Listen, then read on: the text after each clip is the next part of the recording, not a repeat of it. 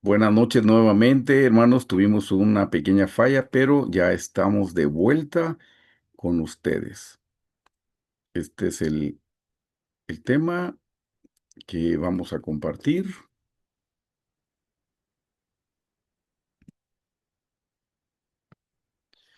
Listo.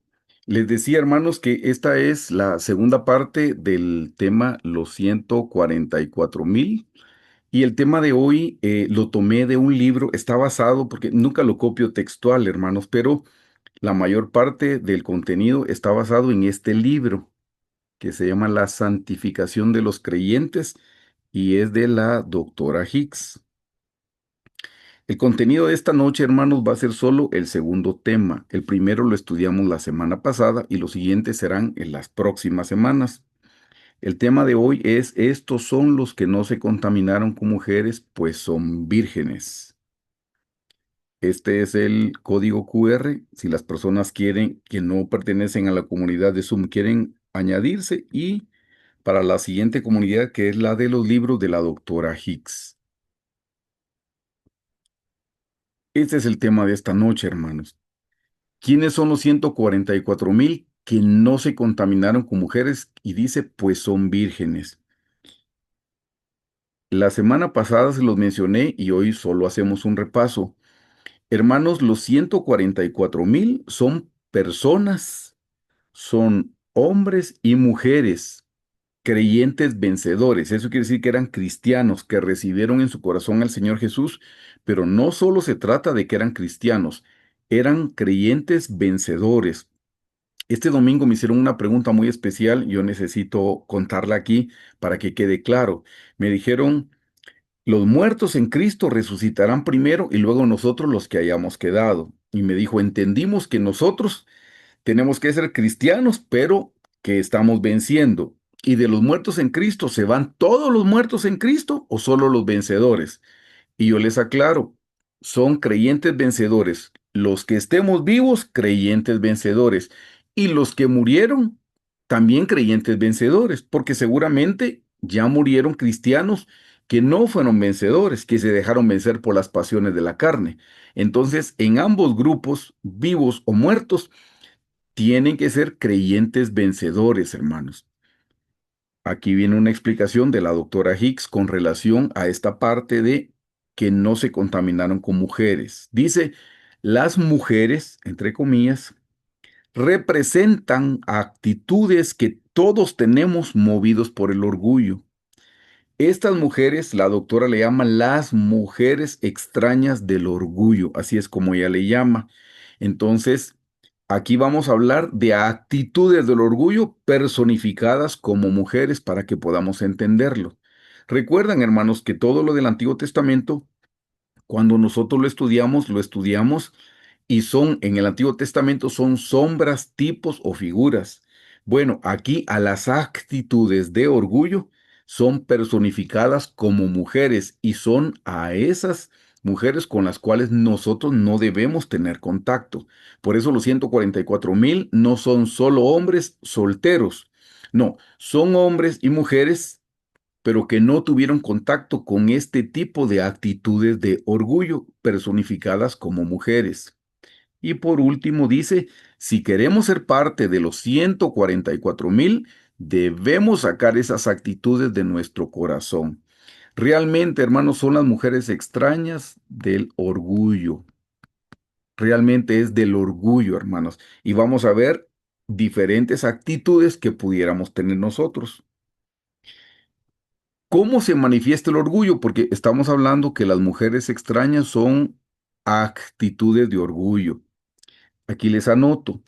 El orgullo se manifiesta en nuestra vida por medio de las actitudes o con nuestras palabras. Hermanos, pidámosle al Señor que nos abra los ojos del entendimiento y nuestros oídos.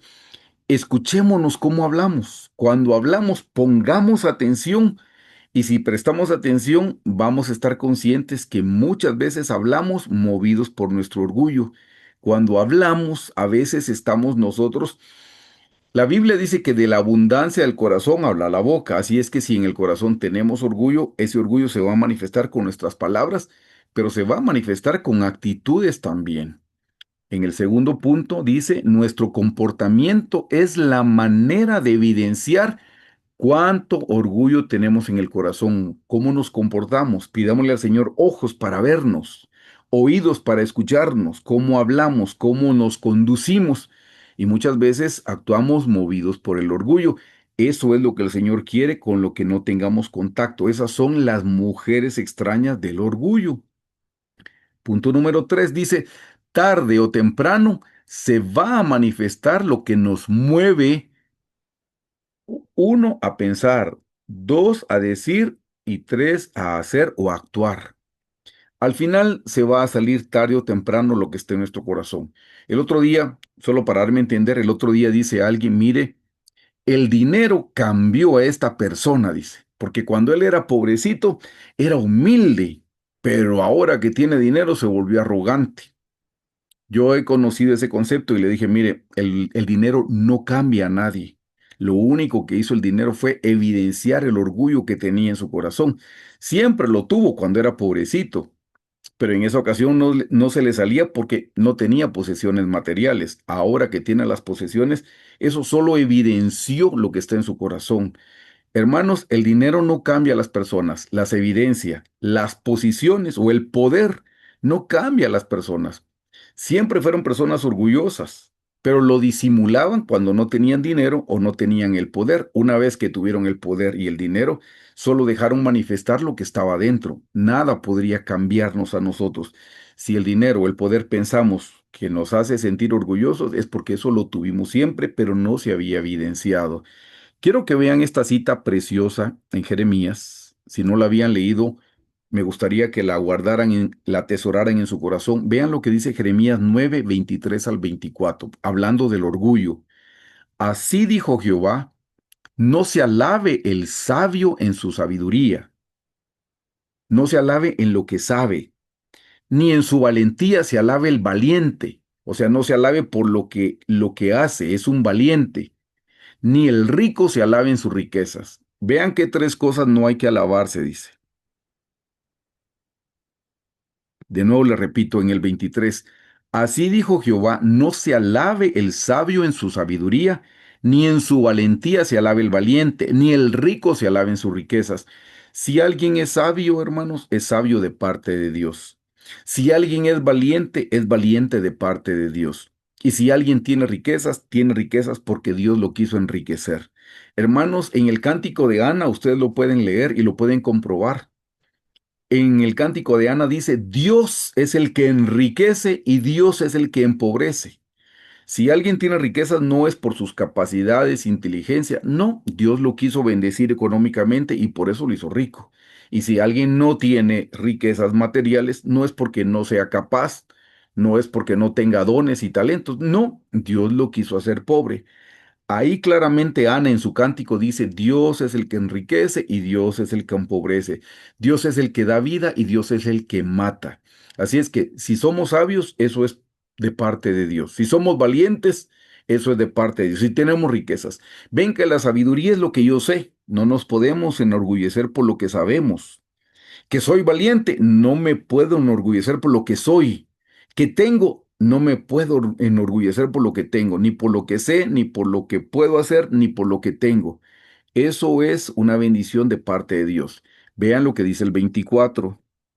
Mas alábese en esto el que se hubiere de alabar, en entenderme y conocerme que yo soy Jehová, que hago misericordia, juicio y justicia en la tierra, porque estas cosas quiero, dice Jehová. Hermanos, si somos sabios, si somos valientes o somos ricos, que no nos llene de orgullo. Lo más importante, está diciendo aquí el Señor a través de Jeremías, es entenderme y conocerme. Y les anoté lo que significa la palabra conocer, es tener relación con Dios. Ven, hermanos, que no habla de que si usted es pastor, apóstol, evangelista, maestro, no, no habla si usted es cantante, director, no, no está hablando de ningún ministerio, porque lo más importante no es lo que nosotros hacemos aquí en la tierra. Yo soy un pastor asistente, pero no me puedo llenar de orgullo por lo que yo soy. Eso es un favor de Dios, es una vocación. El Señor quiere que así como yo y todos ustedes, dice, Debemos alabarnos en esto, en entender a Dios y en conocerlo. Eso es en tener una relación con el Señor. Así es que desde este pasaje podemos ver, hermanos, que el Señor está diciendo, no, que esas cosas no lo llenen de orgullo, ni lo que sabe, ni lo que puede, ni lo que tiene. Eso vino de parte del Señor. Continuemos con el orgullo espiritual. Vean, por favor, lo que dice Filipenses 2:3. Nada hagáis por contienda o por vanagloria. Contienda es pelea, vanagloria es orgullo. Que no hagamos nada por pelear con otra persona que puso iglesia, yo también voy a poner iglesia. No, no, no se trata de eso. Y aún podemos hacer cosas que parecen buenas, cosas que parecen santas, pero con una mala motivación. Ya vamos a ver el versículo bíblico. De nuevo, Filipenses 2:3 dice, nada hagáis por contienda o por vanagloria, antes bien con humildad, estimando cada uno a los demás como superiores a él mismo. Eso es lo que está diciendo, hermanos, que todos debemos vernos como superiores. Yo tengo que verlos a ustedes como superiores y ustedes me deberían ver a mí como superior y entre todos nos vemos como superiores a nosotros mismos, todos los demás. De nuevo dice, nada hagáis por contienda, por pleito, por vanagloria, por orgullo. Antes bien con humildad, dice, ven, contrario al orgullo, estimando cada uno a los demás como superiores a él mismo. Segunda cita de este lado izquierdo, Filipenses 1:15. Algunos a la verdad predican, miren, ven que son cosas buenas. Algunos a la verdad predican a Cristo por envidia y contienda. Predicar a Cristo es algo honroso, es un privilegio, pero dice que algunos lo hacen por envidia o por contienda, por pelear, pero otros de buena voluntad. Si usted va a predicar a Cristo, que no sea por demostrarle a nadie nada. Usted no tiene nada que demostrar. Yo no tengo nada que demostrarle a nadie. Aquí dice en Filipenses, algunos a la verdad predican a Cristo por envidia y contienda, pero otros por buena voluntad. ¿Se da cuenta que podemos hacer aún cosas buenas, cosas santas, movidos por el orgullo? Vean lo que dice Lucas 10:25 al 26. Y aquí un intérprete de la ley se levantó y dijo para probarle, es un intérprete, es un abogado que quería probar al Señor Jesús y le dice, Maestro, ¿haciendo qué cosa heredaré la vida eterna? El Señor Jesús en el 26 dice, Él le dijo, ¿qué está escrito en la ley? Note, ¿cómo lees? Este cómo lees es con qué actitud lees. Hermanos, si ustedes van a estudiar la Biblia, que no sea para saber y contender, que no sea saber para pelear, que no sea saber para presumir. No, no predicamos para presumir, predicamos porque es un mandato de parte del Señor y lo hacemos para dar a conocer el nombre de Jesús, no para presumir cuánto sé yo. Hermanos, eso no sirve de nada porque ya vimos, no se alabe el sabio. No, no es lo que yo sé. No, lo importante no es lo que sabemos, lo importante es lo que hacemos con lo que sabemos. Lo importante es que vivamos la palabra del Señor. Eso es lo más importante. No, saber podemos leer libros, hermanos, pero si nosotros no lo estamos viviendo, eso solo nos va a servir de condenación. Le cuento que la Biblia dice que nosotros vamos a ser juzgados de acuerdo a la luz que nos alumbró. ¿Qué luz? La luz del candelero. Esa es la luz que nos alumbra. Así es que entre más sabemos y menos vivimos, más condenación vamos a recibir en la eternidad, porque sabíamos mucho. Si vamos a estudiar la Biblia con el pasaje de Lucas, que sea con la actitud de, Señor, ¿qué tienes para mí en tu palabra el día de hoy? Señor, ¿cómo puedo aplicar yo tu palabra hoy? Señor, ¿cómo puedo vivir lo que acabo de leer? ¿Cómo puedo experimentar lo que estoy aprendiendo? Esa sería la actitud correcta. No leemos para presumir, para pelear, para contender, no, para darnos a conocer a nosotros, no. De nuevo, de nuevo vean este pasaje en Lucas 10:25 que dice, y aquí un intérprete de la ley se levantó y dijo para probarle, Maestro, haciendo qué cosa heredaré la vida eterna. Él le dijo, ¿qué está escrito en la ley? ¿Cómo lees? Y esa pregunta nos la hace el Señor el día de hoy. Cuando leemos la Biblia, ¿cómo la leemos? ¿Para qué la leemos? Ya no es cómo ahora, sino ¿para qué la leemos? ¿La leemos para aprender y aplicárnosla o para aplicársela a la gente? Cuando estamos peleando con alguien, le sacamos un versículo bíblico, porque no es para eso, hermanos, que leemos la Biblia. La Biblia es la carta de amor que el Señor nos envió, así es que deberíamos orar, Señor, ¿cuál es tu mensaje para mí el día de hoy? No, ¿qué puedo saber yo para contender? No, no, es cómo yo lo puedo vivir. ¿Se dan cuenta? Aún las cosas santas del Señor las podemos usar con malos propósitos. Este pasaje lo leí hace muchísimos años, explicado por el pastor John Wesley. Él era de los años 1800, preciosísimo. Y él habla el pecado, él decía en su libro, el pecado de las cosas santas. Si nunca había oído ese término, el pecado de las cosas santas, aquí viene. Dice en Levítico 22:15, entre corchetes le puse la definición, pero solo voy a leer de corrido y luego vamos a la explicación. No profanarán, pues, las cosas santas de los hijos de Israel, las cuales apartan para Jehová. El Señor le estaba diciendo al pueblo de Israel que no deberían profanar las cosas santas de los hijos de Israel, las cuales apartan para Jehová. La palabra profanar, yo les puse ahí la definición, es manchar, deshonrar, contaminar, envilecer, pero también significa disfrutar. Hermanos, las cosas santas son para Dios, no son para que yo las manche o las deshonre o que yo las disfrute para mi propio beneficio. Si voy a predicar la palabra del Señor, que no sea, hermanos, para dar a conocer mi nombre, sino para dar a conocer al Señor. Porque si yo estoy predicando para darme a conocer, estoy profanando las cosas santas. Si yo hago una obra de caridad y me tomo mi fotografía y la publico para que la gente mire cuán bueno soy, estoy profanando las cosas santas. Dios me pidió que yo ame a mi prójimo como a mí mismo, pero la intención no es darme a conocer a mí mismo, es para dar a conocer al Señor. Aquí por eso dice en Levítico, profanar las cosas santas. El hermano John Wesley decía, el pecado de las cosas santas es las cosas de Dios usarlas para mi beneficio personal. No, no debemos hacer eso. Eso sería orgullo espiritual. Aún las cosas santas las estaría aprovechando para mi propio beneficio. Hablando del orgullo espiritual, ahora vamos a ver el orgullo. Quiero que miren el orgullo espiritual de Job. Ya el pastor Carlos lo ha explicado, solo estoy haciendo un pequeño repaso. Job era perfecto,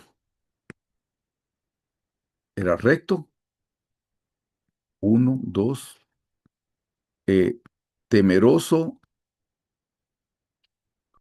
eh, temeroso de Dios. Y cuatro, apartado del mal.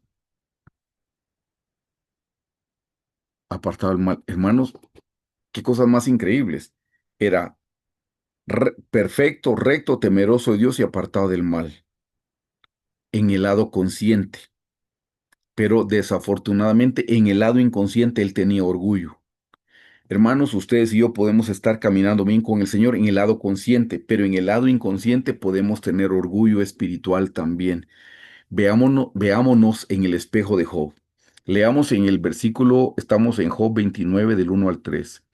Dice, volvió Job a reanudar su discurso y dijo, ¿quién me volviese como en los meses pasados, como en los días en que Dios me guardaba, cuando hacía resplandecer sobre mi cabeza su lámpara? O sea, yo tenía la luz de la palabra, a cuya luz yo caminaba en la oscuridad.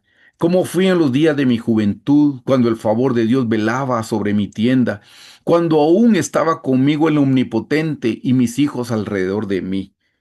Ahí él está recordando su vida pasada, pero quiero que noten cómo se manifiesta el orgullo. Se lo subrayé con amarillo y le resalté algo. Cuando lavaba yo mis pasos en leche, yo lavaba mis pasos, ya no era Dios el que me los lavaba, no. Cuando lavaba yo mis pasos en leche y la piedra me derramaba río de aceite. Cuando yo salí a la puerta del juicio, cuando yo salí a la puerta del juicio, oiga, y en la plaza hacía preparar mi asiento. ¿Saben que en la plaza de los pueblos era donde se sentaba la gente sabia a dar sus discursos? En la plaza era donde se sentaba la gente a emitir sus juicios. Y Job era una persona sabia, llena de sabiduría, de entendimiento. Sí, pero eso lo había llenado de orgullo. Hermanos, por eso les dije, aún las cosas santas las podemos usar para nuestro beneficio y entonces ese es el pecado de las cosas santas. Aquí en el 7 dice Job, cuando yo salía a la puerta a juicio y en la plaza hacía preparar mi asiento. Sí, aquí está su silla, don Job. Don Sabio, siéntese porque todos queremos escuchar lo que usted va a decir. Dejó de proyectar al Señor y empezó a proyectarse a sí mismo. Mire qué más dice en el 8. Los jóvenes me veían y se escondían. Era tanta la sabiduría que yo tenía que ni los jóvenes podían verme. Y los ancianos se levantaban y estaban de pie delante de la gran sabiduría que tenía don Job. Señor me coronó con sabiduría y todos me daban pleitesía. Todos se inclinaban ante la sabiduría que destilaban mis labios. Los ancianos, dice, los jóvenes me veían y se escondían. Los ancianos se levantaban y estaban de pie. ¡Cuán sabio soy yo! 9. Los príncipes detenían sus palabras. ¡Wow! Los príncipes cuando ya estaba cerraban su boca y no hablan. Ellos quieren escuchar lo que don Job tiene que decir. Dice, los príncipes detenían sus palabras, ponían la mano sobre su boca para no interrumpir la gran sabiduría que está saliendo de los labios de Job. La voz de los principales se apegaba y su lengua se pegaba a su paladar. O sea, ellos no hablaban porque están delante del hombre más sabio que es don Job. 11. Los oídos que me oían me llamaban bienaventurado. Ah, qué bienaventurado todo aquel que escucha la voz de Job. Ya no es la voz de Dios, sino ahora es la voz de Job. Mire lo que dice, y los ojos que me veían me daban testimonio. Es que es un privilegio el que me vea. Cuando se despedía, Job decía, qué gusto el que me haya visto. No es qué gusto verlo a usted, no, qué gusto que usted me haya visto, que sea complacido con mi presencia. Dígame si eso no es orgullo. 12. Porque yo libraba al pobre que clamaba. Ah, ya no era Dios que me usaba a mí como un instrumento, sino yo soy el redentor. Porque yo libraba al pobre que clamaba y al huérfano que carecía de ayudador. O sea, yo salía por el pobre, yo salía por el huérfano. Miren lo que dice en el 13. La bendición del que se iba a perder venía sobre mí. Si alguien iba a perder, yo le reintegro para que no pierda, así no pierde su bendición. Y todavía dice, y al corazón de la viuda yo daba alegría. La viuda llegaba a clamarle al Señor y Job le daba la manutención de todo el año para que la viuda no pierda su alegría. Se dan cuenta que él estaba ocupando el lugar de Dios. No estoy diciendo que no hagamos buenas obras.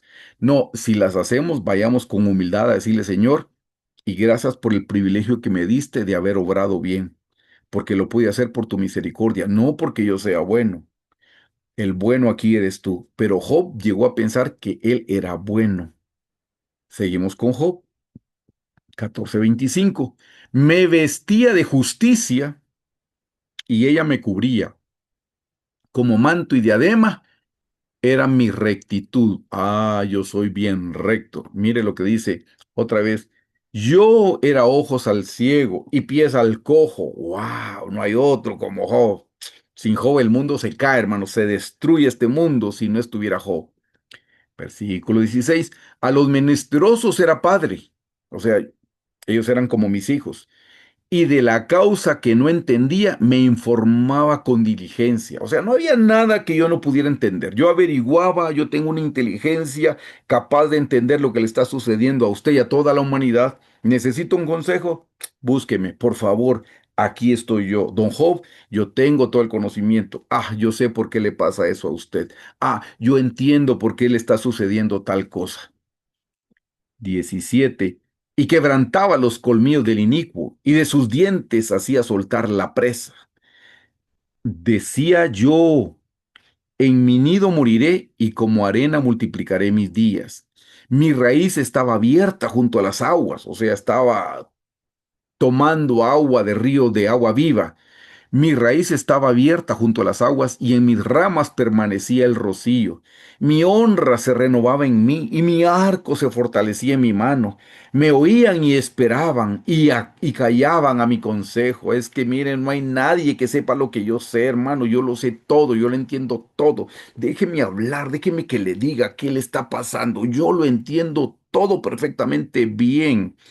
Versículo 23, me esperaban como lluvia. O sea, Lea lo que dice el 22. Tras mi palabra no replicaban. Ah, perdón, me lo perdí. Tras mi palabra no replicaban y mi razón destilaba sobre ellos. Me esperaban como la lluvia. Ah, se imaginan ansiando la lluvia y no abatían la luz de mi rostro. Calificaba yo el camino de ellos, yo era el que lo calificaba, es correcto, es incorrecto, hizo bien o hizo mal, yo soy un juez justo. Y calificaba yo el camino de ellos y me sentaba entre ellos como jefe y moraba como rey en el ejército, como el que consuela a los que lloran. Esto era Job y Dios en su gran amor tuvo que tratar con él y lo llevó a un punto donde le hizo saber, Job se creía tan sabio, tan bueno, tan entendido, que un día viene el Señor y le dice, bueno, Job, ¿dónde estabas tú cuando yo le puse un límite al mar? Y le empieza a hacer preguntas y preguntas y preguntas, solo para hacer entender a Job que él no era tan sabio como creía. Entonces, cuando al fin Job entendió, dice, ahora yo te preguntaré y tú me contestarás. Yo ahora soy el que tengo preguntas y tú tienes las respuestas. Antes, Job, en este capítulo 29, a él le gustaba que le preguntaran, porque él lo sabía todo. Él tenía respuestas para todo. Él sabía por qué usted tenía tos. Él sabía por qué usted estaba triste. Él sabía todo lo que le pasaba. Es el orgullo de Job y él no se había dado cuenta. Pero Dios, que amaba tanto a Job y nos ama tanto a nosotros, no nos quiere dejar tal y como estamos. Entonces nos alumbra con la luz de su palabra o nos alumbra a través de otras personas y a veces no nos gusta. Déjeme que recuerde algo ahora que dijo la doctora Esparza una vez que vino a Guatemala. Y dijo, muchas veces el Señor nos reprende a través de otras personas, pero es Dios hablándonos. No nos habló directamente ni a través de su palabra, nos habló a través de otras personas. Hermanos queridos, cuando alguien le señale algo, es Dios el que se lo está señalando. Y si no, váyase a orar y que Dios se lo confirme. Pero ¿qué dice la Escritura? Corrige al sabio y te amará. Corrige al necio y te aborrecerá. Usted decide si quiere ser sabio o quiere ser necio. Pero a Job Dios lo tuvo que llevar al punto, porque no había quien hiciera entender a Job. No, si a Dios le llevó 30 y pico de capítulos convencerlo, hasta que al fin Job entendió que él estaba lleno de orgullo. Por eso termina diciendo, yo ahora te preguntaré y tú me responderás. Ya entendí, yo soy nada, me aborrezco a mí mismo, dice en ceniza. Hermanos, él al fin logró entender el orgullo y es lo mismo que el Señor está tratando con nosotros. Todos heredamos ese orgullo de Adán, el orgullo de revelación, el orgullo de redención y el orgullo de satisfacción. Todos lo traemos en el corazón. Pero el orgullo espiritual es algo con lo que el Señor va a lidiar si es que el Señor quiere mostrarnos a nosotros con la luz de su palabra o a través de cualquier otro medio que nosotros tenemos orgullo espiritual. Miren esto importante, hermanos. Noten cómo habla aquí el fariseo y a veces nosotros también podemos hablar como él. Mire lo que dice, este es el pasaje, el fariseo y el publicano. Lea conmigo Lucas 18 del 9 al 14. A unos que confiaban en sí mismos como justos y menospreciaban a los otros, dijo también esta parábola. Dos hombres subieron al templo a orar. Uno era fariseo y el otro era publicano. Hermanos, el fariseo era, diga, como el pastor evangélico de hoy. Y el publicano era el cobrador de impuestos, era un pecador. Los publicanos de esa época, los cobradores de impuestos, hacían lo que ustedes saben que se hace el día de hoy. Así es que eso es pecado. Así es que vino un maestro de la palabra de Dios, un pastor, y vino un gran pecador. Versículo 11. El fariseo, puesto en pie, oraba consigo mismo de esta manera. Dios, te doy gracias porque no soy como los otros hombres. No, porque no le dio gracias por lo que Dios había hecho en él. No, te tenía que comparar con los otros hombres, ¿verdad? Dios, te doy gracias porque no soy como los otros hombres, ladrones, injustos, adúlteros, ni aun como este publicano. Ayuno 2 veces a la semana, doy diezmos de todo lo que gano. Eso es buenísimo, hermano, pero que no lo llene de orgullo si usted lo hace. Versículo 13. Mas el publicano, estando lejos, no quería ni aun alzar los ojos al cielo, sino que se golpeaba el pecho diciendo, Dios, sé propicio a mí, pecador. ¿Qué le está diciendo, Señor? Yo soy un pecador. Yo sé que estoy extorsionando a la gente, cobro más de lo que debo cobrar, me quedo con una ganancia ilícita. Señor, Señor, Señor, sé propicio a mí que soy un pecador. No estamos alentando el pecado, hermanos, estamos alentando la honestidad, la humildad. Así es que en el versículo 14 dice, os digo que éste, hablando el publicano, descendió a su casa justificado antes que el otro, porque cualquiera que se enaltece será humillado y el que se humilla será enaltecido. El que se enaltece es el que se llena de orgullo, el que se llena de orgullo será humillado. Hermanos, ¿usted no ha escuchado alguna vez a alguien que diga, este mensaje no es para todo el mundo, solo los elegidos, solo nosotros, los llamados? Este mensaje no lo puede entender cualquier persona. Oiga hablar, eso está mal, eso está como eso está como el fariseo. Está diciendo, ay Señor, los publicanos son otra categoría. ¿Quién puede determinar, hermanos, si este mensaje es para unos o es para otros? Este mensaje es para todo el que quiera. La Biblia es para todo el que esté dispuesto a recibir al Señor y a caminar con Él. Cuando alguien señala y dice cosas como estas, porque yo las he escuchado, esa es una iglesia, pero es una iglesia del atrio. ¿Quién dice que es del atrio, hermano querido? ¿Es usted acaso juez para decir que esa iglesia es del atrio? Porque cuando decimos que es del atrio, tenemos que tener orgullo. Estamos siendo como el fariseo, lleno de orgullo y calificando a los demás y justificándonos a nosotros. No, tal vez nosotros tenemos un entendimiento mayor, pero lo importante, ya le dije, no es el entendimiento, es qué estamos haciendo con el entendimiento que tenemos. ¿Qué estamos haciendo con la palabra? ¿La estamos poniendo por obra? Porque solo tener el entendimiento no nos ayuda, solo tener entendimiento no nos sirve. Ya le dije, un día dice la Biblia que vamos a ser juzgados de acuerdo a la luz que nos alumbró. Así es que si tuvimos mucha teoría, eso es lo que nos va a juzgar, si la pusimos por obra o no.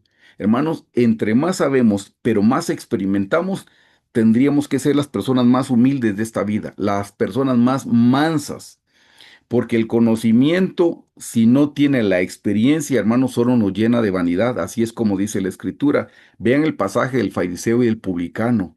El fariseo estaba señalando al publicano. Véanlo como dice en el 11. Dios, te doy gracias porque no soy como los otros hombres, ladrones, injustos, adúlteros, ni aun como este publicano porque está en el atrio. Sí, es cierto, él se quedó en el atrio físicamente, pero en su corazón llegó a un mejor lugar porque salió justificado, porque no nos pueden justificar nuestras obras, ni aun las cosas buenas que hagamos. La Biblia, queridos hermanos, dice que nuestras buenas obras son como trapo de inmundicia. Es que si tuviéramos buenas obras, entonces de balde vino el Señor Jesús a la cruz del Calvario. Hermanos, vino porque no hay nada que nos pueda justificar de lo que hagamos. No hay nada que nos pueda salvar. Necesitamos a un Salvador y a un Redentor. Hagamos las cosas buenas, porque lo pide el Señor, lo demanda su palabra, pero que eso no nos llene de orgullo. Si algo somos, es por la misericordia de Dios. Si algo tenemos, es por la bondad del Señor. Por eso nos han oído decir, cuando oramos, yo no soy nada, yo no tengo nada, no valgo nada sin el Señor Jesucristo. Sin Él yo no tengo nada, sin Él yo no valgo nada. Hermanos, somos como todos los seres carnales y terrenales. Por la misericordia del Señor es que hoy estamos sentados a su mesa. Hoy el Señor nos sienta en una mesa y nos sirve un banquete de la palabra del Señor, pero deberíamos de saber que venimos como Mefiboset. ¿Se recuerdan que a Mefiboset lo sentaron en la mesa del rey? Y él era lisiado porque una de sus sirvientas lo botó cuando salió huyendo. Él tenía un problema. Pero él sentadito a la mesa no se miraba, hermanos, el mantel le cubría y le cubría sus imperfecciones. Así es el Señor, por su misericordia nos cubre nuestras imperfecciones, pero no nos olvidemos de dónde venimos. Hermanos, nosotros salimos de las tinieblas a la luz admirable del Señor por su misericordia. Nunca se nos olvide que la obra es de Cristo, no es nuestra. Si somos algo es por la pura gracia y misericordia del Señor. Lo que tengamos es un favor de parte del Señor. Ese es el orgullo que el Señor no quiere que nosotros tengamos en el corazón. Entonces ahora empecemos a ver las 12 actitudes representadas como mujeres. Vamos a ver a la primera, que es la mujer extraña del orgullo. Lean por favor conmigo Proverbios 2 del 16 al 19. Estaba viendo la hora para no atrasarme. Dice, serás librado.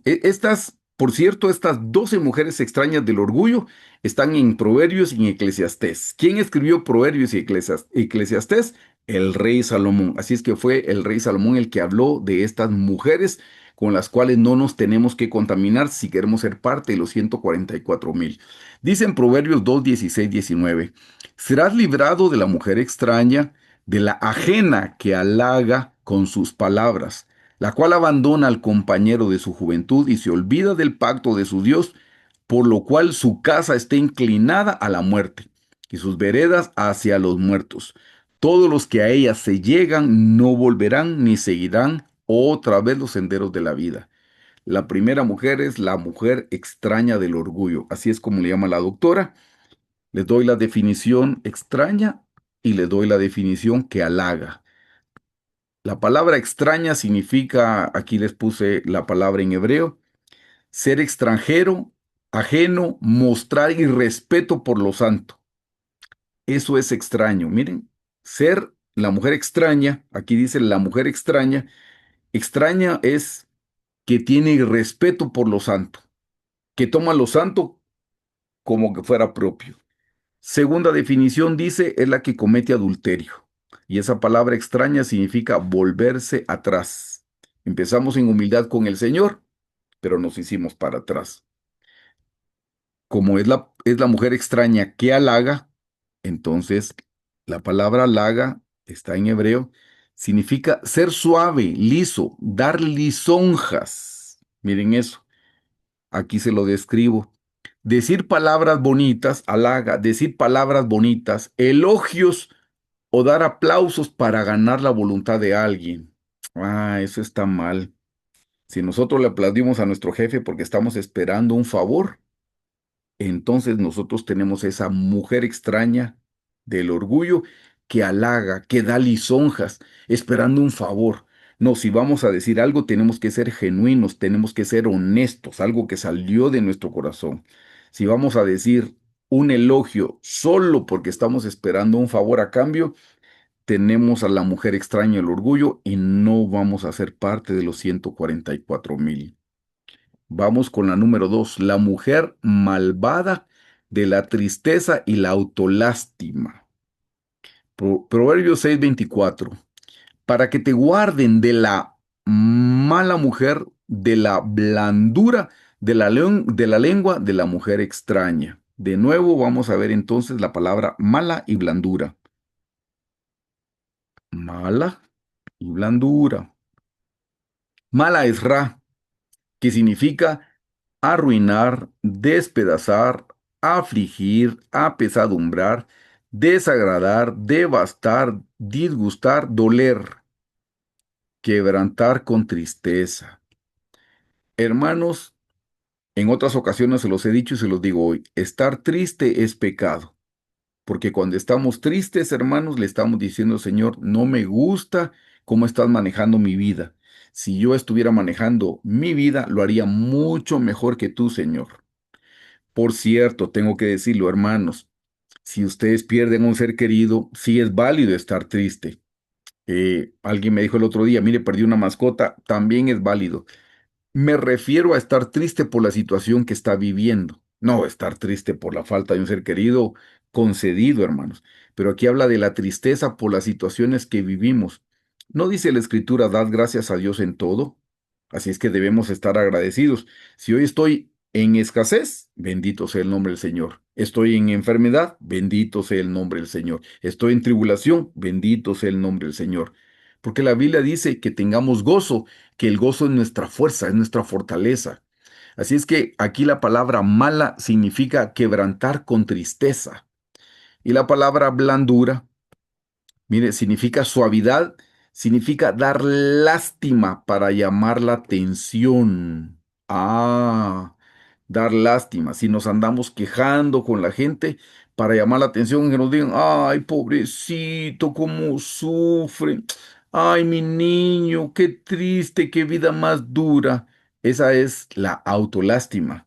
Y esa es la mujer extraña, el orgullo. Escuchemos cómo hablamos. Si siempre nos estamos quejando para llamar la atención de las personas, tenemos a la mujer extraña orgullo, contacto con ella. Y eso es lo que el Señor pide que debemos rechazar. Número 3, la mujer ramera de la lujuria. Proverbios 6:26 dice, porque a causa de la mujer ramera, el hombre es reducido a un bocado de pan y la mujer caza la preciosa alma del varón. Aquí se menciona la ramera. La palabra ramera es sana, que significa muy bien alimentado y por lo tanto desenfrenado.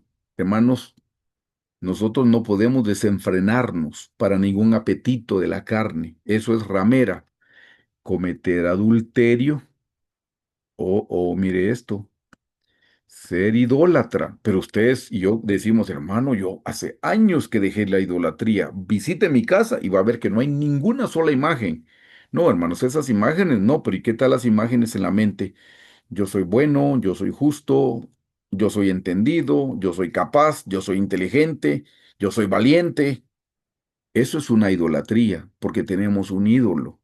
Y el Señor viene a destruir nuestros ídolos de una manera muy especial, como lo hizo con Job. A Job lo tuvo que llevar hasta destruirle ese ídolo que él tenía de su sabiduría, de su conocimiento. Cierto que él en lo consciente era recto, perfecto, temeroso de Dios y apartaba el mal, pero en el inconsciente tenía, eso le llenó de orgullo. Hay cosas que debemos tener, pero con el cuidado de que no nos corrompan. Pero la palabra ramera también significa fornicar, ser infiel o prostituir. Hermanos, ¿qué tan fieles somos? ¿Fieles a nuestro cónyuge? ¿Fieles a nuestra familia? ¿Fieles en nuestro trabajo? ¿Fieles en nuestra amistad? ¿Fieles en la casa del Señor? Porque si no somos fieles, aquí dice que tenemos contacto con esta ramera. Y esto es lo que nosotros tenemos que dejar si queremos ser parte de los 144,000. 4. La mujer alborotadora, dice. Proverbios 9:13. La mujer insensata es alborotadora, es simple e ignorante. ¿Qué significa la palabra alborotadora? Significa hacer un sonido fuerte, estar en gran conmoción o tumulto, clamor, estrépito, estruendo, gemir, gruñir, ladrar, resonar, rugir, hacer ruido. Miren lo que significa alborotadora. Llamar la atención. Le dije, nosotros no estamos aquí para llamar la atención hacia nosotros, no, estamos aquí para levantar el nombre del Señor y llamar la atención para que la gente lo vea a Él, no que me vean a mí. Por eso cuando servimos en cualquier ministerio es que vean a Jesús, no que nos vean a nosotros. Cuán buenos, capaces, dinámicos, inteligentes, entendidos. No, hermanos, eso es soberbia, eso es orgullo. La mujer alborotadora llama la atención a sí mismo. Si nosotros todo lo que hacemos es para llamar la atención hacia nosotros, nosotros tenemos problemas con una de las mujeres extrañas del orgullo, que está llamando la atención hacia sí misma. Número 5, la mujer, mire esto, la mujer hermosa, pero de la hipocresía.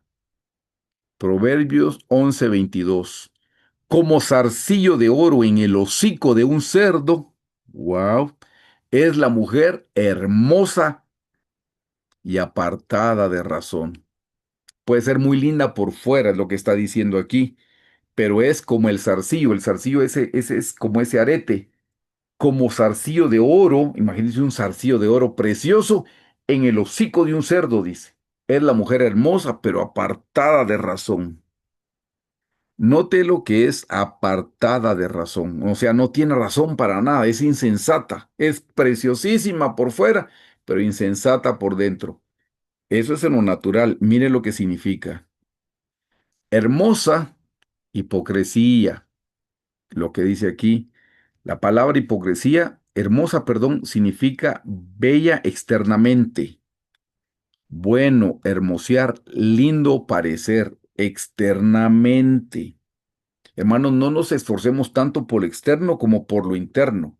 Si vamos a ser hermosos, que sea por adentro, que la palabra del Señor sea la que nos hermosea. ¿Se recuerdan que dice, el corazón alegre hermosea el rostro?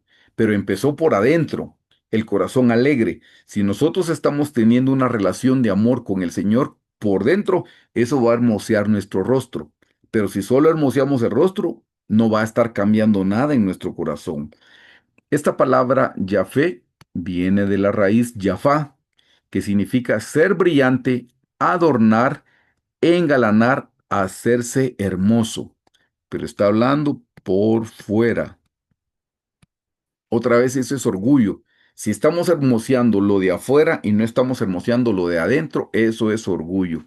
Esto se lo agregué yo al material de la doctora porque no lo contenía. El cerdo. El cerdo representa la hipocresía. Y les voy a contar por qué. Esto sí lo tomé también de la doctora Hicks, solo que no en el mismo libro. El cerdo representa la hipocresía porque ustedes recuerdan que los animales limpios se clasificaban los mamíferos porque debían tener dos características especiales. Pezuña hendida o la patita partida, como la de la vaca, que se las puse aquí, mire, aquí se la puse para que no sea difícil entender este concepto. La patita partida, partida en dos. Eso eran los animales limpios. Esto, amados hermanos, habla de separación, que tenemos que tener una vida separada del mundo, apartada de la carne. El animalito mamífero debía tener pezuña hendida o pezuña partida, patita partida, y tenía que rumiar. Rumiar habla de meditar en la palabra del Señor. Por ejemplo, la vaca tiene cuatro panzas: panza, bonete, librillo y cuajar. Entonces la vaquita come el pasto, lo mastica y lo manda a la panza. Lo regresa, eso se llama regurgitar, lo regurgita a la boca una segunda vez, lo vuelve a masticar al bonete. Lo regresa por tercera vez, lo vuelve a masticar al bonete. Lo regresa otra vez y lo vuelve a masticar al librillo. Se llama librillo porque parece un librito, librillo. Y lo vuelve a masticar y ya por último lo desecha. Le sacó todo lo que pudo. Eso habla de meditar en la palabra del Señor, estar meditando, pensando en la palabra y sacándole el extracto. Jehová es mi pastor y nada me faltará. Pero ¿por qué dice nada me faltará? Si a mí me está faltando el dinero en este momento, a mí me está faltando la salud en este momento, ¿por qué dice nada me faltará? Ah, nada me faltará. Bueno, pero no me van a faltar problemas, no me va a faltar la escasez, no me va a faltar la enfermedad, no me van a faltar las dificultades. Ah, y sigue meditando la palabra del Señor, Jehová es mi pastor. Ah, Jehová es mi pastor y fuera de él nada desearé. Ya le saqué todo el extracto a la palabra del Señor. La patita partida le dije que esto habla de separación, de una vida de santidad. Pero ¿cuál era el problema del cerdito? Le puse la patita del cerdito. La patita del cerdito no tenía solo una hendidura, tenía dos hendiduras. La patita de la vaca, ven, solo tiene una hendidura. El cerdito tiene una hendidura y otra hendidura. Ven, la patita del cerdito tenía como tres, tenía dos hendiduras. Entonces, si una hendidura habla de separación del mundo de la carne, la otra hendidura habla de separación de las cosas santas, separación de la iglesia. Entonces, la patita del cerdo habla de la hipocresía, porque está doblemente separado. Por un lado, el domingo se separa del mundo, se separa de la carne, pero de lunes a sábado se separa de la iglesia. Entonces tiene doblemente partida. Por eso dice, la doctora habla de la mujer hermosa de la hipocresía. Ay, perdón, y aquí lo puse mal y es con ese. Ay, perdón, hermanos, disculpen. Vamos con la número 6, la mujer rencillosa de la contienda. Proverbios 21:9. Mejor es vivir en un rincón del terrado, o sea, vivir en lo más sencillo, que con mujer rencillosa en casa espaciosa. Mejor vivir en un pedacito, dice, del terrado, que con una mujer rencillosa en una mansión. De nada me sirve porque es una mujer rencillosa. ¿Qué es rencillosa? La palabra rencillosa viene de Midian, esto viene de Madián. Madián de ahí venían los madianitas.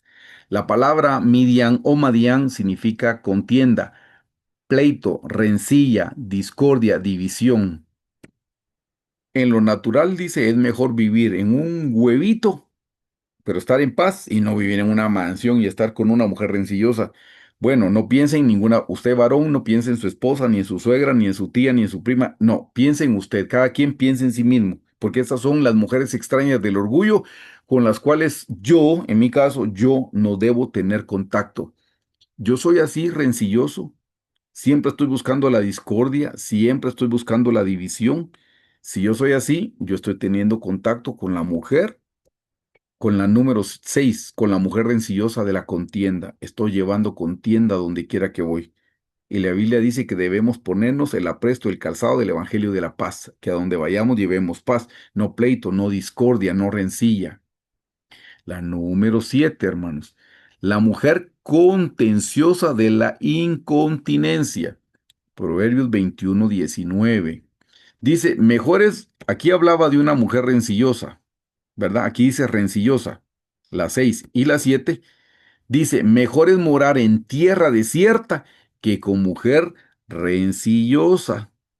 Pero fíjense que no es la misma palabra. Esta rencillosa no es la misma. Por favor, recuerde esta. Esta es Madián. ¿Se recuerda? Dijimos Midian o Madián. Esta rencillosa e iracunda, porque dice que tiene dos cosas. Mejor es morar en tierra desierta que con la mujer rencillosa e iracunda. Mire, pues aquí la palabra rencillosa realmente era contenciosa es la palabra, pero la trajeron rencillosa en nuestra Biblia en español.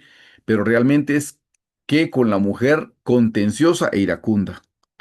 La palabra contenciosa ya no es Madián, rencilla, aquí es din, que viene de una raíz que se dice dun. Y esta mujer es incontinencia, falta de autocontrol. Ya ven que no tiene nada que ver con la rencilla como la de Madián, de división, de pleito, no. Esta es falta de autocontrol. Imprudente, dice, imprudente al hablar. Intempestuosa, es entrometida. El resumen, hermanos, es falta de dominio propio. Ustedes han escuchado personas que dicen no tienen filtro. Ojalá no seamos nosotros esas personas. Sueltan todo lo que están pensando. Esa es la mujer contenciosa. Falta de autocontrol. Se dejan ir con todo y no averiguan. Y después, en grandes problemas. Bueno, no piensen en nadie, piensen en ustedes mismos. Yo pienso en mí mismo. Yo tengo contacto con esta mujer contenciosa, que es imprudente, que es intempestuosa. Yo tengo falta de dominio propio, porque si tengo falta de dominio propio, entonces yo tengo contacto con una mujer extraña el orgullo. La 8, mujer iracunda de la provocación. Estamos en el 21:19, que lo habíamos leído. Dice, mejor es morar en tierra desierta que con la mujer rencillosa, la que acabamos de ver, e iracunda. Entonces veamos qué significa esta iracunda. La palabra iracunda es kaas en hebreo, que significa aflicción, dolor, enojar, furor, ira. Este es el resumen. Mire, la que provoca la ira. Una cosa es la mujer que se enoja y otra cosa es la que provoca la cólera, la que provoca la ira. Una cosa es alguien que anda peleando. No, esta es provocadora, es diferente. La otra está peleando con todo el mundo y no se aguanta ni ella misma. No, pero aquí es provocadora, que provoca a las personas para que se enojen. Habla con sarcasmo, habla con alguna grosería para que la gente se enoje. Ahora, como le dije de nuevo, no piense en ninguna persona, piense en usted. Usted es provocador de ira. A donde va, a usted le gusta atizar el fuego y golpear y decir una grosería, dejar ir un sarcasmo. Ni bien lo han saludado y ya dejó ir el golpe y deja a la persona media confundida por el golpe que le pasó dando. Esa es la provocadora. Por eso esta se llama la mujer iracunda de la provocación, porque lo que hace es provocar a enojo, provocar a ira. La Biblia dice, padres, no exasperéis a vuestros hijos, o sea, no los provoquen a ir a sus hijos, no estén siempre todo el tiempo golpeando, golpeando, golpeando, golpeando, no los provoquen a ira. A esto se refiere. Vamos a la 9, la mujer adúltera de la infidelidad. Proverbios 30:20. El proceder de la mujer adúltera es así. Come y limpia su boca y dice, no he hecho maldad. Aquí aparece la palabra adúltera. La palabra adúltera es naaf, que significa cometer adulterio, apostatar, dejar atrás, ser infiel en todo sentido. Este es el resumen. No cumplir su palabra o sus compromisos. Hermanos, amigos, la Biblia dice que tú sí sea sí y que tú no sea no. Muchas veces nos comprometemos a hacer cosas y no cumplimos. Ah, con una excusa, con un pretexto. No, es que tuve un disgusto. Perdón, si usted se comprometió, cúmplalo, aunque haya tenido un disgusto. Que tú sí sea sí, tú no sea no.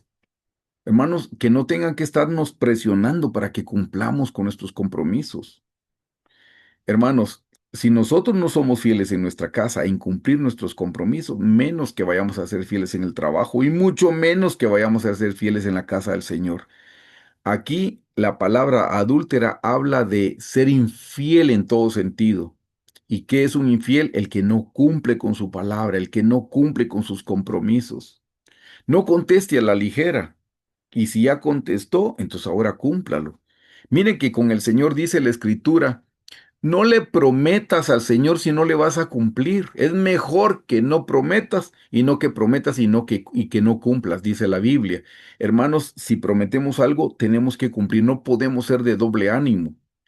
No nos apuntemos a servir en un ministerio y después ya ni nos aparezcamos. O, ay, fíjese que me salió un almuercito. No, le salió un almuercito, qué pena. El primer compromiso que adquirió fue servir aquí. Cúmplalo y después se va a su almuercito, aunque llegue tarde. Pero seamos hombres y mujeres de palabra, que no tengamos que firmar un contrato para que la gente nos crea, que nuestro sí sea sí, nuestro no sea no. Hoy venía hablando con alguien en el camino y le digo, mire, llegar tarde es una gran falta. ¿Saben cuál es el mensaje cuando alguien llega tarde a una reunión? Tu tiempo no importa, el mío importa, pero tu tiempo no importa, porque te lo hago perder. Eso es infidelidad, porque yo dije que iba a llegar a las 8 de la mañana y llego a las 8:20, 8:30, a las 9. Es como la mujer adúltera, no está cumpliendo su palabra, no está cumpliendo su compromiso. No, si no podía llegar a las 8 e iba a llegar a las 9, dígalo. No está bien, hermanos, una vez que uno llegue tarde, pues toda la vida llega tarde. No, es que hay mucho tránsito, dicen, así dicen aquí en Guatemala es que hay mucho tránsito. Yo siempre digo, dígame algo nuevo, dígame algo que no sepa. Desde hace años el tránsito está así. Ponga tiempo, cumpla con su palabra. Ven con una cosa sencillita, como cumplir con un horario. Ese es algo sencillo, pero la gente se acostumbra y mienten. Ah, que se me pinchó la llanta y se inventan. No, hermanos, queremos ser parte de los 144,000. Luego vamos a estudiar al final donde dice, y en sus bocas no fallada mentira. O sea, si llegamos tarde, no mintamos. Dígame, levanté tarde, pero la próxima levántese temprano, haga algo.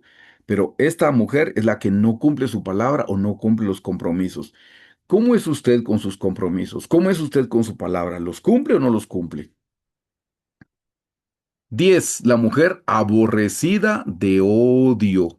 Wow, eso está complicado. Veamos. Proverbios 30, 21, 23. Por tres cosas se alborota la tierra y la cuarta ella no puede sufrir. Por el siervo cuando reina, porque tiene mentalidad de siervo, entonces cuando reina es déspota, y ahí como que aprovecha y se desquita de todo lo que recibió cuando él era un siervo. Dos, dice por el necio cuando se sacia de pan. Ay, como el necio destila necedad en su boca, porque ahora tiene, como le dije, la abundancia solo reflejó lo que estaba en su corazón y tenía un corazón necio. Antes no lo sabíamos. Era un pobre, por eso no lo sabíamos, pero ahora que se sació de pan, que tiene abundancia, entonces destila su necedad. 4. Por la mujer odiada cuando se casa, dice. Esa es la que vamos a analizar, entonces no se la digo. Y la cuarta, por la sierva cuando hereda a su señora. Es igual que el siervo cuando reina. Cuando la sierva reina, cuando hereda, dice a su señora, o sea, la señora no tenía quien heredarle y le quedó toda la herencia a la sierva.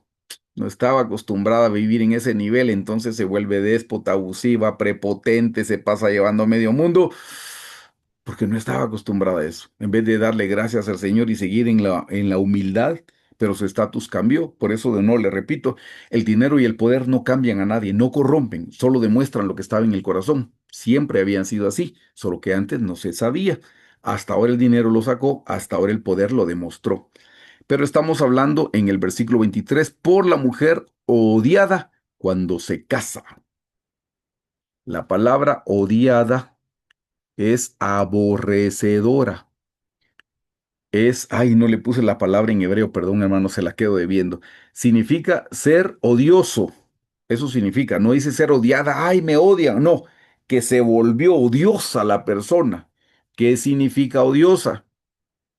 Aborrecer todo con excusas. Y esto lo dice, lo tomé textual del libro de la doctora Hicks. Es que hoy me levanté del lado equivocado. Ay, perdón que venga de malas, pero me levanté del lado equivocado. No, si viene de malas, váyase a orar y póngase de buenas. Me siento un poco malhumorado porque tuve una mala noche. Bueno, si tuvo una mala noche, vaya a orar y arréglese con el Señor.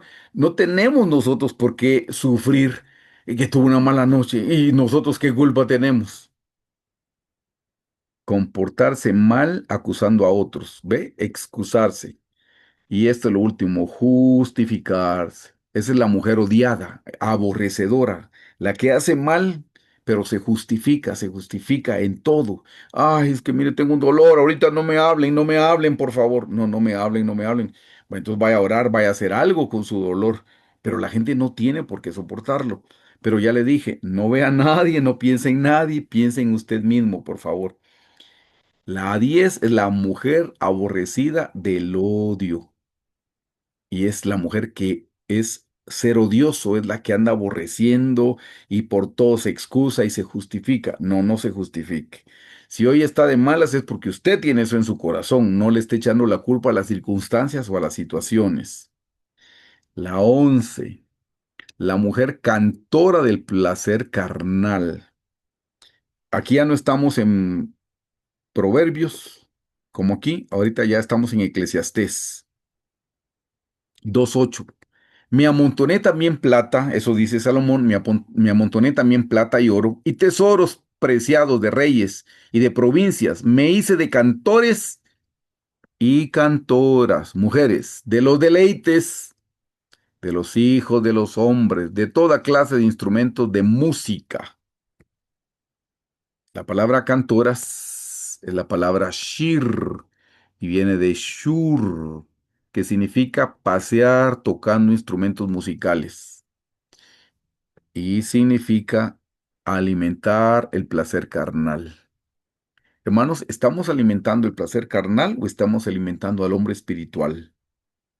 ¿En qué estamos invirtiendo nuestro tiempo? ¿En qué nos estamos deleitando? ¿Nos estamos deleitando en la palabra del Señor? ¿O hay algo más que ocupa el tiempo que le corresponde a Dios? ¿En qué estamos invirtiendo el tiempo? ¿En series, telenovelas, redes sociales? ¿En qué estamos invirtiendo? Ese es un placer carnal. La palabra cantora significa alimentar el placer carnal. Hermanos, no estamos para alimentarlo, estamos para darle muerte a nuestra carne. Por eso es que ayunamos para poder mortificar la carne. Cantora significa alimentarnos del placer carnal. ¿De qué nos estamos llenando? ¿A qué le estamos dando nuestro tiempo? Ustedes saben la respuesta. Y 12, la última, la mujer tramposa que pone lazos y redes de traición. El pastor Carlos predicó la palabra redes, pero no es la misma palabra. De una vez se lo menciono el día domingo, Eclesiastés 7:26. Y he hallado más amarga que la muerte, mire, más amarga que la muerte, wow. A la mujer cuyo corazón es lazo y redes, y sus manos ligaduras. El que agrada a Dios escapará de ella, mas el pecador quedará en ella preso. Si ustedes y yo estamos agradando al Señor, vamos a escapar. Pero si nosotros estamos pecando, vamos a quedar presos. Aquí hay dos palabras que debemos analizar, la palabra redes y perdón, la palabra lazos y la palabra redes, redes de traición. La palabra lazos es matzod, que significa, viene de metzodá, que significa red para capturar animales o peces. Sencillamente es una red. Y la palabra red, jerem, que significa cómo encerrar en una red.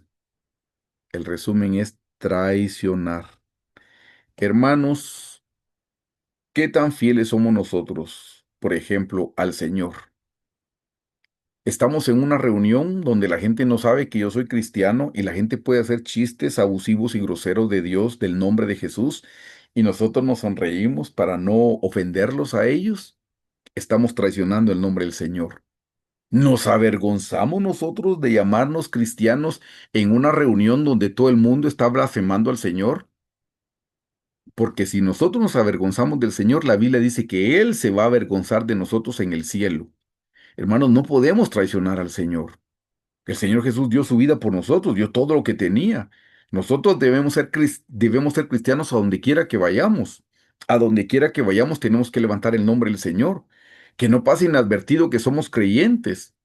Hermanos, eso se tiene que notar. Estamos hablando de la traición al Señor. ¿Y cómo somos con las amistades? Vamos, somos amigos. Cuando todo va bien, estamos a la par, comemos, disfrutamos, nos mantenemos en sus casas. Y cuando hay un problema, les damos la espalda. Esa es una traición. ¿Cómo somos nosotros en cuanto a esta mujer tramposa que pone lazos y redes de traición? Dice. ¿Qué tal somos nosotros para guardar una amistad? ¿Somos fieles nosotros en eso? Estamos hablando del Señor, pero estamos hablando también de la parte natural. Amarás al Señor tu Dios y a tu prójimo como a ti mismo. La palabra redes tiene que ver con la traición, traicionar. Hermanos, ahí es donde nosotros tenemos que analizar. Estas, hermanos, son las 12 mujeres extrañas del orgullo que menciona la doctora Hicks y eso se relaciona con los 144,000. Vamos a ser vírgenes nosotros si no nos relacionamos con estas 12 mujeres. Si hay alguna con la que nos esté dando problema, hermanos amados, todavía tenemos tiempo para orar, para arrepentirnos y para luchar contra una de estas mujeres del orgullo que se está manifestando en nuestro corazón. Ya casi voy a finalizar. Quiero que vean, hermanos, que lo importante no es cómo empezamos nuestro caminar cristiano. Mucha gente empieza humilde, pero cuando el Señor los prospera y los bendice, solo aflora lo que estaba dentro. Miren cómo empezó el rey Salomón, para que miren que no es importante cómo empezamos, sino cómo vamos a terminar. Primero de Reyes 3:15 dice, así empezó Salomón. Mas Salomón amó a Jehová andando en los estatutos de su padre David. Solamente sacrificaba y quemaba incienso en los lugares altos. E iba el rey a Gabaón, porque aquel era el lugar alto principal, y sacrificaba allí 1,000 holocaustos, sacrificaba Salomón sobre aquel altar.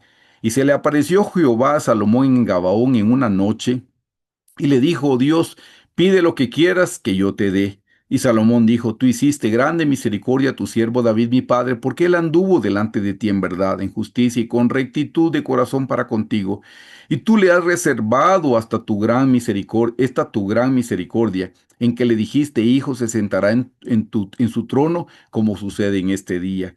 Ahora pues, Jehová, Dios mío, tú me has puesto a mí, tu siervo, por rey en lugar de David mi padre, y yo soy joven y no sé cómo entrar ni salir. Y tu siervo está en medio de tu pueblo, el cual escogiste, un pueblo grande que no se puede contar ni enumerar por su multitud. Da pues a tu siervo corazón entendido para juzgar a tu pueblo y para discernir entre lo bueno y lo malo, porque ¿quién podrá gobernar tu pueblo tan grande? Y agradó delante del Señor que Salomón pidiese eso, y le dijo, porque has demandado esto y no pediste para ti muchos días, ni pediste para ti riquezas, ni pediste la vida de tus enemigos, sino que demandaste para ti inteligencia para oír juicio. He aquí lo he hecho conforme a tus palabras, he aquí que te he dado corazón sabio y entendido, tanto que no ha habido antes de ti otro como tú, ni después de ti se levantará otro como tú. Y aún también te he dado las cosas que no pediste, riquezas y gloria, de tal manera que entre los reyes ninguno haya como tú en todos tus días. Y si anduvieres, requisito, y si anduvieres en mis caminos, guardando mis estatutos y mis mandamientos, lo hizo sabio, pero le dijo que tenía que caminar. Esa sabiduría era por don. De nuevo en el 14, y si anduvieres en mis caminos, guardando mis estatutos y mis mandamientos, como anduvo David tu padre, yo alargaré tus días. Cuando Salomón despertó, vio que era sueño, y vino a Jerusalén, y se sentó delante del arca del pacto de Jehová, y sacrificó holocaustos y ofreció sacrificios de paz, e hizo también banquete a todos sus siervos. Hermanos, bendición. Póngale una estrellita, 100 puntos, 1,000 puntos para Salomón. Mire cómo terminó. Primero de Reyes 11, del 1 al 10. Pero el rey Salomón amó, además de la hija de Faraón, a muchas mujeres extranjeras. ¡Ay! El hombre que dijo que no nos juntáramos con las mujeres extranjeras, las mujeres extrañas del orgullo, él lo hizo. Se da cuenta que podemos ser predicadores y no estar viviendo lo que predicamos. Por eso, hermanos, ser predicador es un don, es un talento, es una capacidad que viene de parte de Dios, pero no tiene que ver con nuestra espiritualidad. La espiritual no se mide por lo que yo hablo o lo que yo digo, no, se mide por lo que yo vivo de la palabra del Señor. Salomón predicó de las 12 mujeres extrañas del orgullo y terminó uniéndose a ellas de nuevo en el uno. Pero el rey Salomón amó, además de la hija de Faraón, a muchas mujeres extranjeras, a las de Moab, a las de Amón, a las de Edom, a las de Sidón y a las Eteas, gentes de las cuales Jehová había dicho a los hijos de Israel: no os llegaréis a ellas, ni ellas se llegarán a vosotros, porque ciertamente harán inclinar vuestro corazón tras sus dioses.